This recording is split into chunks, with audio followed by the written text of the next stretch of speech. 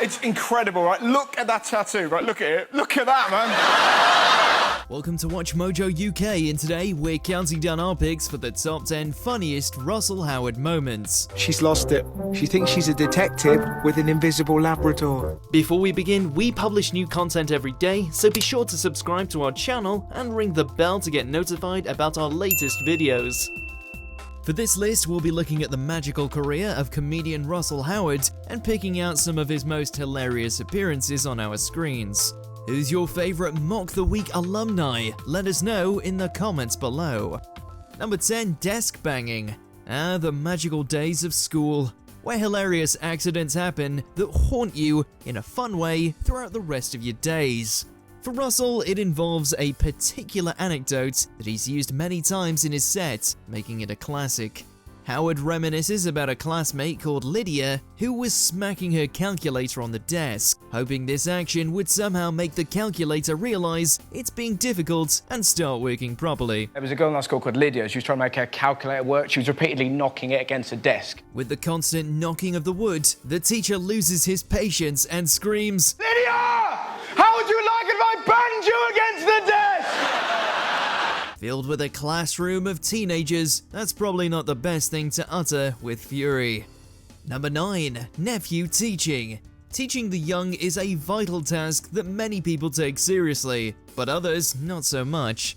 They use their teaching powers in a vastly different yet amusing way. During Russell Howard Recalibrate in 2017, Howard spoke about teaching his nephew an expression that turned him from a cute kid to an off-putting, creepy child. Yes. You'd like that, wouldn't you? Howard's nephew would use it in inappropriate times for extra hilarity and creepiness. On top of this, Howard's infamous brother Daniel had a go at passing on his knowledge to his nephew as well, in the form of chat-up lines. Are you a light switch 'cause you're turning me on? The woman who saw the kid in the park won't forget that moment when he spoke one of the unseemly lines. Yeah, you'd like that, wouldn't you? Number 8, millennial scapegoats. The Bristolian comedian likes to bring up social issues during his set, especially on Russell Howard Hour. In one episode, he took aim at the media's constant attacks on millennials. He shows a load of headlines claiming millennials are responsible for wrecking the industries of napkins, diamonds, houses, marmalade, and so on. Millennials are killing the napkin industry. Will someone not think of the napkins? It's mostly down to the fact few millennials can afford most of these things, but whatever.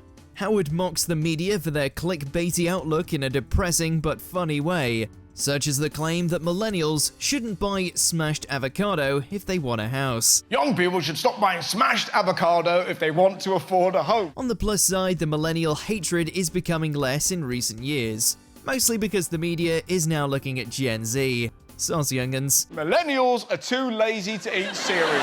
No, journalists are too lazy to write proper news. Number 7, zombie training. At some point, we've all planned what we would do during a zombie apocalypse. For an episode of Russell Howard and Mum, USA Road Trip, the duo went to learn some zombie slaying skills. His mum is wonderful.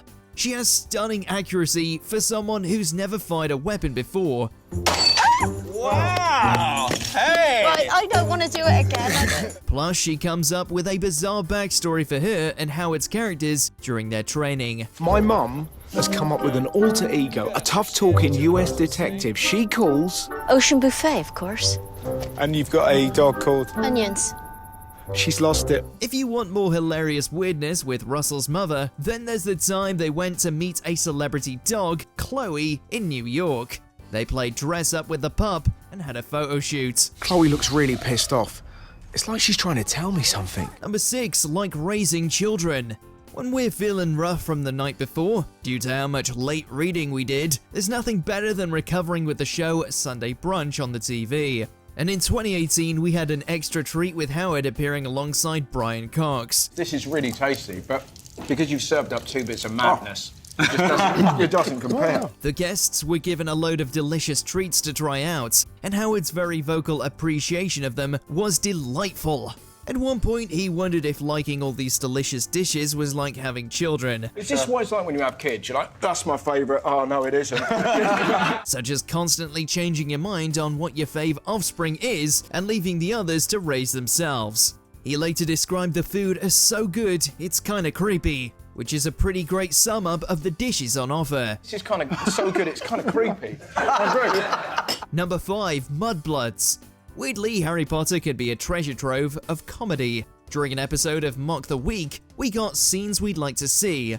One of the parts was unlikely things to hear at Wimbledon. Howard stepped up by pretending to be a snobby tannoy announcer. Would the working class family on Henman Hill kindly leave? He tells the working class family on Henman Hill to leave as they're putting off the middle class family. He finishes by calling them filthy mudbloods. The middle class is off their strawberries. You know who you are, you filthy mudbloods. During the 2010 Christmas special, there was a segment where Howard does the classic game of replacing the word wand in the Harry Potter books with something else. He went with the male appendage, if you catch our drift.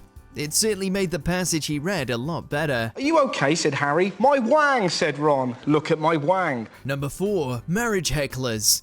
Imagine getting married and hearing your dog and dad heckling during the ceremony. Well, that was the case for Howard. He appeared on The Jonathan Ross Show in 2018 and spoke about his recent marriage to his partner. To begin with, Greg Davis was also a guest and was treated by Howard's family like someone in a P.T. Barnum attraction due to his massive height. People wanted photos with Greg, not because he's incredibly funny, but because he was tall. Howard then spoke about how his dad jokingly heckled his brother's speech.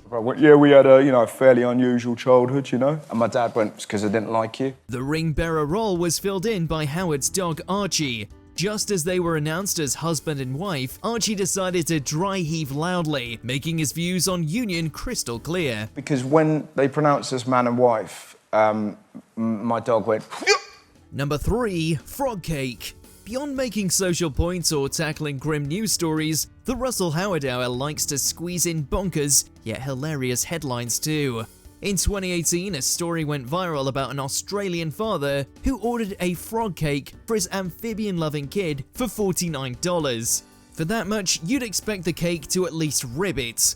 Instead, after it took 3 days for them to make it, we should add, he received this. It arrived on the morning of his birthday, and it looked like this. This green smiley face atrocity, but at least the cake makers remembered how old his son was meant to be. Beyond the icing colour, it doesn't really scream frog cake. That's not a frog. That's a smiley face and a pair of tits. Luckily, the father found another decorator to modify the cake's sad appearance and make it more froggy. Number 2. Trouser passion. Before the Russell Howard Hour came along, we had the classic Russell Howard's Good News to get some Bristolian goodness. In one episode, the comedian took aim at UKIP, especially at one of their key donors, Dimitri Marchesini.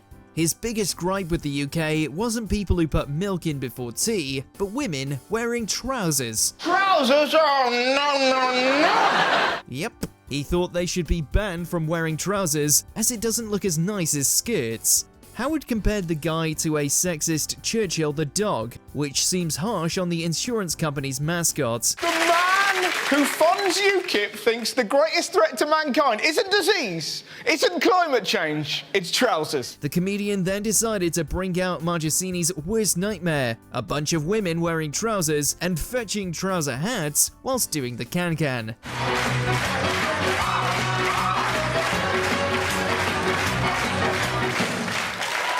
Number 1. Hand washing. The UK government didn't have the best reaction to the pandemic. At the time of the announcement in 2020, Howard was in Copenhagen, Denmark, as he explains in his 2021 show, Lubricant.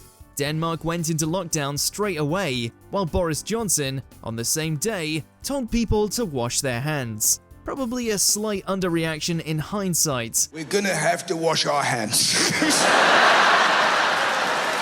To help people wash their hands for long enough, Johnson suggested singing Happy Birthday to yourself. Howard first found it a bit insulting, but an hour later, he was in a bathroom singing the song to himself as he washed his hands. Happy birthday